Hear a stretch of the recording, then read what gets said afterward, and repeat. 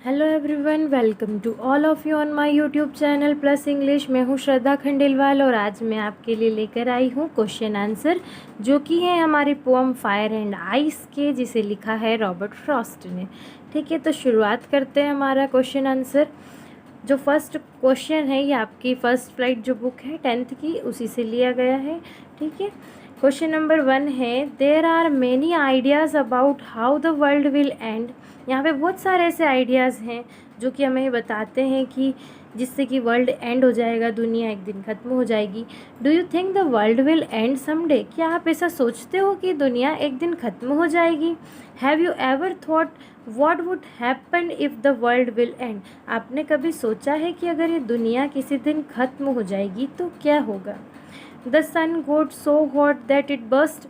क्या सूर्य इतना गर्म हो जाएगा, इतना गर्म हो जाएगा कि एक दिन बस्ट हो जाएगा, यानी कि विस्फोट हो जाना। और ग्रू कोल्डर एंड कोल्डर, क्या इतना ठंडा हो जाएगा टेम्परेचर? क्या आपने कभी ऐसा सोचा है? तो इसका आंसर है, it is quite possible that the world में एंड समडे। ऐसी संभावना तो है कि हाँ, दुनिया एक दिन ख़त्म हो जाएगी। There is a lot of concern about global warming. यहाँ पे जो सबसे बड़ा चिंता का विषय है वो है ग्लोबल वार्मिंग। क्या है?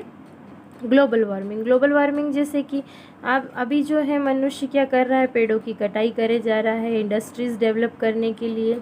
ठीक है, तो उससे क्या हो रहा है, हमारा जो इन्वायरमेंट है उस पर कहीं ना कहीं वो प्रभावित हो रहा है।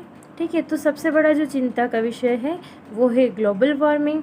ग्लोबल वार्मिंग, और एक और मैं बता दूं आपको, युद्ध चल रहे हैं रूस और यूक्रेन के बीच में। आपने जैसे सुना होगा फ़िलिस्तीन इज़राइल, ऐसे हमने कई देश देखे हैं जिनके बीच में अभी जो है युद्ध चल ही रहा है। और इसमें क्या हो रहा है, जनहानि ही हो रही है सिर्फ। ठीक है, तो इससे नुकसान क्या होगा, ह्यूमैनिटी को ही नुकसान होगा। ठीक है, तो इससे क्या होगा, ग्लोबल वार्मिंग अफेक्ट हो रहा है, क्योंकि परमाणु बम जो है वो गिराए जा रहे हैं, एक देश दूसरे देश पे गिरा रहा है और इससे जनहानि हो रही है। ठीक है, तो ये बहुत ही चिंता का विषय है, which is affecting the health of the earth. और ग्लोबल वार्मिंग क्या कर रहा है, अफेक्ट कर रहा है ना, अर्थ की जो हेल्थ है उसी को प्रभावित कर रहा है। The life on earth is possible only because of the sun. जो लाइफ है अर्थ पे, हम जो लोग रह रहे हैं, तो हम सन के कारण ही तो, मतलब यहाँ पे जीवन संभव हो पाया है। एक सूर्य भी है, ऐसे बहुत से कारण हैं, जैसे कि पृथ्वी पर पानी है इसलिए हम जीवन जी पा रहे हैं। तो ऐसा सूर्य भी एक कारण है जिसके कारण हम जीवन जी पा रहे हैं। क्यों? क्योंकि उसकी दूरी एक निश्चित इतनी है पृथ्वी से कि जिसका जो तापमान हमारे पास पृथ्वी तक पहुंचता है वो हमारे लिए अभी सहनीय है। लेकिन अगर ये बहुत बढ़ जाएगा तो हम इस पृथ्वी पर भी हमारा जीवन संभव नहीं हो पाएगा। ठीक है, it gives rise to seasons, brings rains etcetera. और सन क्या करता है, देखिए सन जो है वो ऋतुओं को लेकर आता है, सीजन्स बदलते जाते हैं, है ना। 4 सीज़न तो हमारे इंडिया में भी है। ठीक है, और ये क्या होता है, ब्रिंग्स रेन एक्सेट्रा। बारिश भी तो सूर्य की वजह से ही कहीं ना कहीं होती है ना। जो आपने वाष्पीकरण सुना होगा कि जो सूर्य के तापमान के कारण जो समुद्र का पानी रहता है वो वाष्पीकृत होता है और फिर बादल के रूप में बरसता है, इस प्रकार से। तो ये सूर्य के कारण ही हो रहा है। So if it suddenly becomes too hot और too cold, many species may die. और अगर सूर्य जो है या तो बहुत ज़्यादा गर्म हो जाए और ऐसा हो जाए कि वातावरण बहुत ज़्यादा ठंडा हो जाए, तो इससे बहुत सारी प्रजातियां जो है, बहुत सारी स्पेसीज जो हैं वो मर जाएंगे। ठीक है, ख़त्म हो जाएंगे, ऐसा इसमें कहा गया है। ठीक है, क्वेश्चन नंबर 1 यहाँ पे कंप्लीट है। नेक्स्ट क्वेश्चन हम देखते हैं हमारा।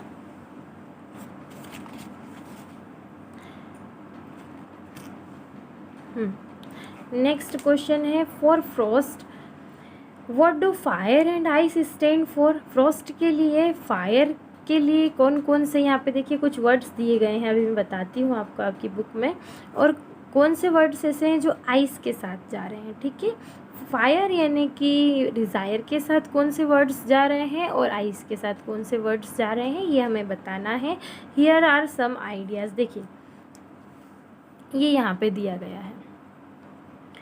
यहाँ पे हमारे बॉक्स में ये क्वेश्चन का है ना। ये देखिए कुछ वर्ड्स दिए गए हैं, इन वर्ड्स में से हमें चुनना है कि कौन से ऐसे वर्ड्स हैं जो डिज़ायर के साथ जा रहे हैं यानी कि फायर के साथ जा रहे हैं, कौन से ऐसे वर्ड्स हैं जो आइस यानी कि हेट्रेड के साथ जा रहे हैं। ठीक है, तो अब मैं बताती हूँ आपको। देखिए मैंने यहाँ पे बॉक्स बना के कर दिया है आपके लिए, बहुत ईजी हो जाएगा।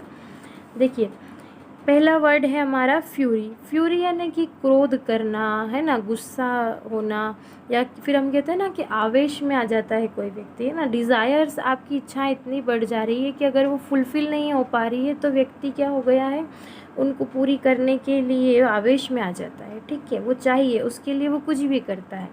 ठीक है, तो पहला वर्ड हो गया फ्यूरी जो कि हमारा फायर के साथ जाता है। दूसरा वर्ड हो गया हमारा लस्ट। लस्ट यानी कि किसी चीज़ की वासना होना, यानी कि इस चीज़ को पाना है, उसको पाने की इच्छा इतनी तीव्र है कि उसके लिए व्यक्ति किसी भी हद तक गुजर जाता है, तो वो क्या हो जाती है, ये एक तरह से लस्ट है, ये डिज़ायर की तरफ जा रही है। और ये एक ऐसी इमोशनल मतलब एक ऐसा इमोशन है ये ह्यूमन बीइंग का, जो कि रॉबर्ट फ्रॉस्ट कहते हैं कि दुनिया को तबाह करने की क्षमता रखता है। ठीक है, ग्रीड है थर्ड वाला। ग्रीड यानी कि लालच होना, है ना, किसी भी चीज़ को पाने के लिए इतनी लालसा, है ना, लालच आ जाना किसी चीज़ के लिए मन में, जो आपके पास है उसमें आप सुखी नहीं हो लेकिन आपकी इच्छाएं बढ़ती जा रही है। अवेराइस, अवेराइस का मीन्स भी वही होता है, लोभ होना, लालच होना। इनटॉलरेंस, असहनीय है, जो चीज़ आपसे सहन नहीं हो पा रही है ना। और कॉन्फ्लिक्ट यानी कि संघर्ष उत्पन्न होना। ठीक है, तो एक ऐसा डिज़ायर के लिए, आपकी इच्छाओं के लिए, ऐसी इच्छाएं जो कि कभी ख़त्म नहीं हो पा रही हैं, वह है डिज़ायर। और उसके लिए जो है आप इस हद तक व्यक्ति चला जाता है कि वो एक दिन जो है संसार को तबाह कर सकता है। इसलिए जो है हमें हमारे जो इमोशन है उसे कंट्रोल करके रखना चाहिए। ठीक है, सेकंड है आपका आइस। तो अब आइस के साथ कौन कौन से वर्ड्स जा रहे हैं ये यहाँ पे देख लीजिए। पहला वर्ड है आपका इनसेंसिटिविटी। इनसेंसिटिविटी होता है असंवेदनशीलता। ठीक है, जब किसी के मन में संवेदना नाम की चीज़ ना हो, ठीक है, कोई ऐसी भावना ना हो, है ना, प्रेम भावना ना हो, संवेदना ना हो दूसरों के प्रति, तो वो हेट्रेड की तरफ जाता है, क्योंकि आइस हमारा किसे सिंबलाइज कर रहा है, हेट्रेड को। ठीक है, यहाँ पे एक वर्ड हो गया आपका इनसेंसिटिविटी। दूसरा हो गया आपका रिजिडिटी। रिजिडिटी यानी कि कोई व्यक्ति बहुत ही कठोर है, स्ट्रिक्ट है, नहीं मान रहा, उसके मन में जो है घृणा भरी हुई है, हेट्रेड भरा हुआ है। ठीक है, तीसरा आपका हो गया कोल्डनेस। कोल्डनेस यानी कि वही शीतलता। ठीक है, इंडिफरेंस। इंडिफरेंस यानी कि भेदभाव करना। ठीक है, दूसरे व्यक्ति के प्रति आपके मन में भेदभाव है और उसके प्रति आपके मन में घृणा है ना। हेट्रेड, हेट्रेड तो आइस सिंबलाइज कर ही रहा है घृणा को। क्रुएलिटी, क्रूरता बताना। ठीक है, किसी और के प्रति आपके मन में द्वेष होना, क्रूरता होना, उसके प्रति जो है अच्छे भाव ना होना, ये सभी हेट्रेड को बताते हैं, घृणा को बताते हैं। ठीक है, तो हमें जो है इसमें से चुनने के लिए कहा गया था, तो हमने दोनों को अलग अलग यहाँ पे लिख दिया है। ठीक है, क्वेश्चन नंबर 3 है आपका, what is the rhyme scheme of the pome, how does it help in bringing out the contrasting ideas in the pome. देखिए राइमिंग स्कीम क्या है पोम की और किस तरह से ये हेल्प करती है। जो दो डिफरेंट आइडियाज़ रॉबर्ट फ्रॉस्ट के द्वारा इस पोम में बताए गए हैं, एक है फायर के माध्यम से बताया गया है जिसमें कि वो डिज़ायर के बारे में बता रहे हैं, दूसरा आइस के माध्यम से बताया गया है जिसमें कि वो हेट्रेड के बारे में बता रहे हैं। ठीक है, तो राइमिंग स्कीम, देखिए राइमिंग स्कीम आपकी पोम की ये वाली है A B A B C B. अब कभी भी आपको राइमिंग स्कीम जो है रट्टा मार के बिल्कुल भी नहीं जानी है, क्योंकि ज़रूरी नहीं है कि वो आपसे पूरी rhyming scheme of the pome पूछेगा।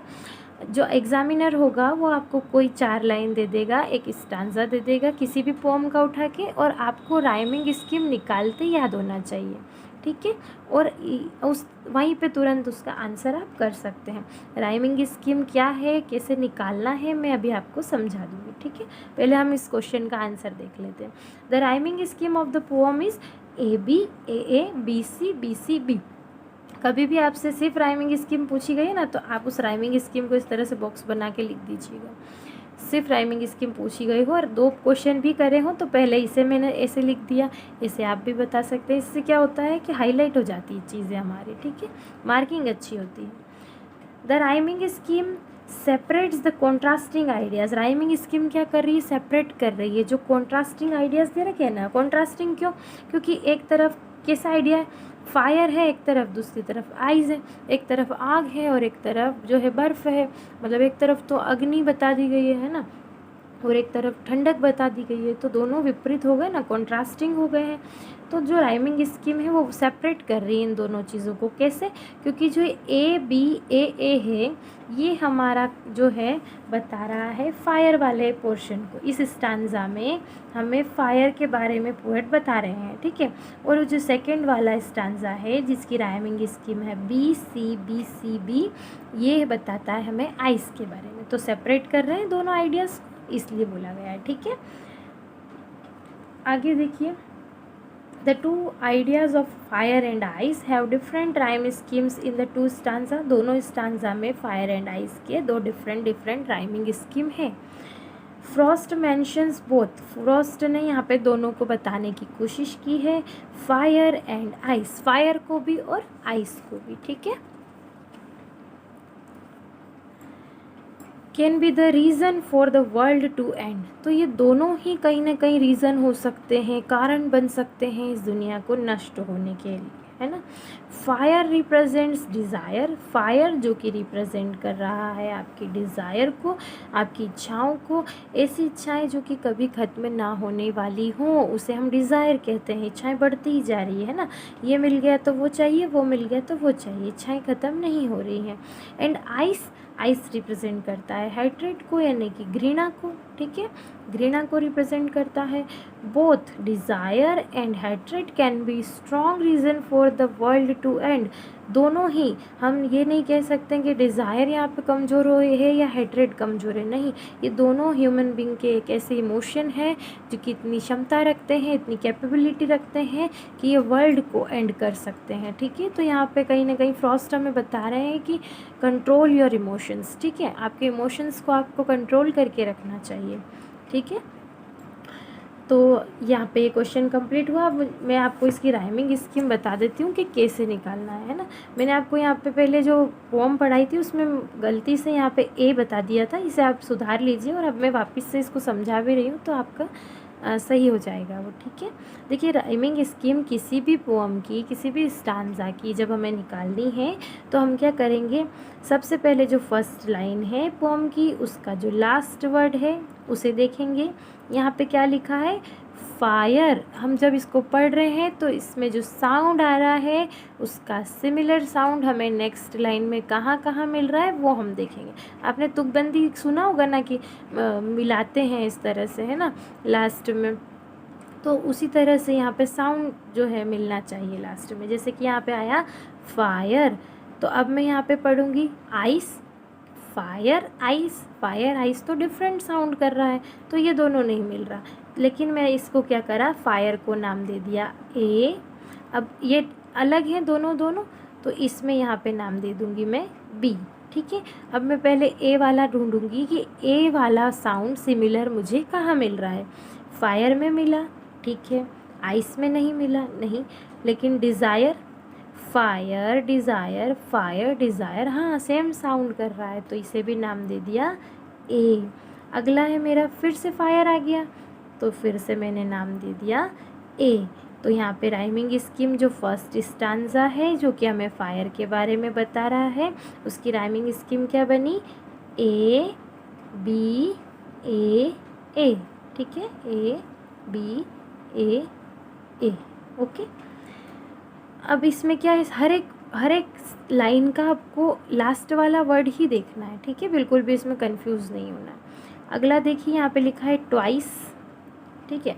अच्छा देखिए, यहाँ पे लिखा था आइस, ए तो मिल गए, सिमिलर हो गए, लेकिन फिर से यहाँ से चलिए, बी आइस जो है, आइस का सिमिलर साउंड कहाँ मिला मुझे, कहीं बी देखने को मिल रहा है क्या, आइस ट्वाइस, हाँ सिमिलर साउंड कर रहा है, इसे नाम दे देंगे हम बी। अब देखिए यहाँ पे लिखा है हेट, तो फायर और हेट का सिमिलर साउंड आ रहा है, नहीं, आइस और हेट का सिमिलर साउंड आ रहा है, नहीं, कहाँ आइस कहाँ हेट, है ना, नहीं आ रहा, तो ये अलग ही जा रहा ना, इसे हम नाम दे देंगे सी। ठीक है, अब देखिए फिर से आइस आ गया यहाँ पे, ice ice ice ice, ice twice ice मिल रहा है, नाम दे दिया बी। ठीक है, अब यहाँ पे है ग्रेट, अच्छा हेट, ग्रेट का साउंड मिल रहा है, हेट ग्रेट, हाँ मिल रहा है, तो इसे नाम दे देंगे सी, जो इसे नाम दे दिया। ठीक है, डिफरेंट साउंड आते ही अलग नाम दे दीजिएगा। सफिस, ठीक है, देखिए ice twice ice suffice, suffice, ये मिल रहा है, सिमिलर साउंड आया। कुछ भी नहीं करा हमने, हर एक लाइन के लास्ट वाले वर्ड को देखा, जिसका साउंड सिमिलर मिला उसे सेम नाम दे दिया। पहले वाले में तो नाम देना ही है ए, बिल्कुल बिना निश्चिंतता के, क्योंकि ए इसको नाम देना ही है पहला। अब इससे जो मिल रहा है वो देख लो, अगर ऐसे नहीं देखना है आ रहा है तो ऐसे देख लो कि फायर मिल रहा है, आइस नहीं मिला, फायर डिज़ायर ए दे दिया तुरंत, फायर ए दे दिया। अगले में भी देख लो, ट्वाइस फायर नहीं मिला, हेट नहीं मिला, आइस नहीं मिला, ग्रेट नहीं मिला, सफिस नहीं मिला। ठीक है, तो इस तरह से ये आपका जो है rhyming scheme of the poem मिल जाएगा। बिल्कुल भी रट्टा मार के मत जाइएगा, क्योंकि आपसे एग्जामिनर पूछेगा कि कोई भी 4 लाइन दे के पूछ सकता है, और ऐसे आप याद भी नहीं रख सकते हैं कि ए बी ए कैसे याद रखेंगे, है ना। तो हमें कभी भी इसका रट्टा मार के नहीं जाना है। ठीक है, यहाँ पे क्लियर हुआ आपका rhyming scheme of the poem हम ऐसे निकालेंगे। ठीक है, अब जो नेक्स्ट क्वेश्चन है हमारा इस पोअम का, वो मैंने लिया है, आपकी इस बुक में तो नहीं दे रखा है, लेकिन फिर भी मैंने एक क्वेश्चन आपके लिए यहाँ पे रेडी कर दिया है। इसमें हम एक तरह से समरी समझ लेंगे छोटा सा, है ना, इस पोअम की। What is the message of the poem, इस पोअम का मैसेज क्या है। ठीक है, बहुत मोस्ट इम्पोर्टेंट है आपके एग्ज़ाम पॉइंट ऑफ व्यू से, क्योंकि आपको या तो वो आप ये पोअम की लाइन देख के उसमें से कोई क्वेश्चन बना देगा, जैसे कि फायर किसे प्रेजेंट कर रहा है, रिप्रेजेंट कर रहा है, आइस किसे रिप्रेजेंट कर रहा है। ये आपको याद रखना है हमेशा, फायर डिज़ायर के बारे में हमें बता रहा है, और आइस जो है हमें हेट्रेट के बारे में बता रहा है। ठीक है, ये 1 नंबर का क्वेश्चन आपका पक्का है, आना ही है। यहाँ पे है क्वेश्चन नंबर 4 कि what is the message of the poem. जब अगर सेंट्रल आइडिया आ जाता है तो भी आप ये आंसर कर सकते हैं, जब समरी आ जाती है तो भी आप इस आंसर को लिख सकते हैं, बिल्कुल भी घबराने की ज़रूरत नहीं है। ठीक है, और यहाँ पे जो है इसे हम समझ लेते हैं। The poem points out 2 major causes that can destroy the world. यहाँ पे जो ये पोअम है वो हमें 2 मेजर कोजेज बता रही है, 2 ऐसे कारण बता रही है जो कि डिस्ट्रॉय कर सकते हैं किसे, वर्ल्ड को, है ना, वर्ल्ड को, दुनिया को ख़त्म कर सकते हैं 2 ऐसे कारण। We are aware of physical factors like global warming, change in cycle of seasons, etc. देखिए, हमें अवेयर होना चाहिए जो कि फ़िज़िकल फैक्टर्स है। फ़िज़िकल फैक्टर्स क्या क्या हो सकते हैं, जैसे कि एक हो गया आपका ग्लोबल वार्मिंग, है ना। ग्लोबल वार्मिंग मैंने आपको बताया ही है, जैसे कि पर्यावरण को किस प्रकार से जो है मनुष्य नुकसान पहुंचाता जा रहा है, इंडस्ट्रीज़ डेवलप हो रही है ना, एनवायरनमेंट बहुत चेंज होता जा रहा है। ठीक है, change in cycle of seasons, कोई नहीं मिल रही, अगस्त सितंबर आ जाता है जहाँ तक पानी नहीं देखने को मिल रहा है, कहीं जहाँ पानी नहीं आता है वहाँ बहुत ज़्यादा आ रहा है। तो ये साइकिल जो है चेंज होती जा रही है। ठीक है, सीजन्स की। They do affect the human life, और ये सब क्या कर रहे हैं, कहीं ना कहीं ह्यूमन लाइफ को प्रभावित कर रहे हैं। Also there are emotional factors. देखिए, एक हमने फिजिकल फैक्टर देख लिया जो कि फायर एंड आइस का लिटरल मीनिंग था, दूसरा है हमारा कि इमोशनल फैक्टर क्या है, यानी कि जो सिंबॉलिकल फैक्टर है जो हमें रॉबर्ट फ्रॉस्ट बताना चाह रहे हैं वो क्या है, वो है uncontrolled desires and greed create tensions among nation. क्योंकि जो अनकंट्रोल्ड डिज़ायर है ना, आपकी इच्छाएं ऐसी जो ख़त्म ही नहीं हो रही है ना, युद्ध हो रहा है रूस और यूक्रेन के बीच में, लेकिन कोई मानने को तैयार ही नहीं है ना। ग्रीड, लालसा बढ़ती जा रही कि नहीं ऐसे कैसे सामने वाला जीत जाएगा।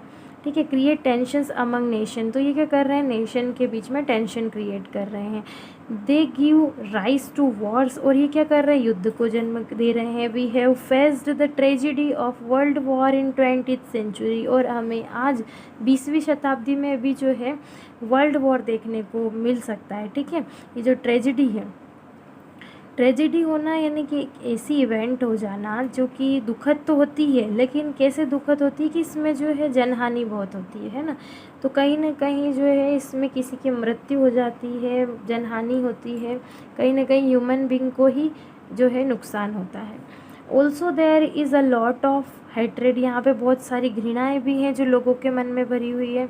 तो ये जो दो इमोशनल फैक्टर हैं, एक हो गया आपका डिज़ायर और एक हो गया हेट्रेड, ये इतनी क्षमता रखते हैं कि वर्ल्ड को एंड कर सकते हैं। यहाँ पे रॉबर्ट फ्रॉस्ट कह रहे हैं the poet warns us against this evils, और जो पोएट है वो हमें चेतावनी दे रहे हैं इन एविल्स, इन बुराइयों के अगेंस्ट, है ना, कि हमें इनसे बच कर के रहना चाहिए। ठीक है, तो ये पोम हमारी यहाँ पे इसके क्वेश्चन आंसर कंप्लीट होते हैं फायर एंड आइस के। मिलते हैं इसकी नेक्स्ट वीडियो में, जिसमें हम नेल्सन मंडेला जो है आपका long walk to freedom chapter 2 इसे हम कवर करेंगे। ठीक है, तो आज के लिए बहुत बहुत धन्यवाद, और please like share and subscribe my channel.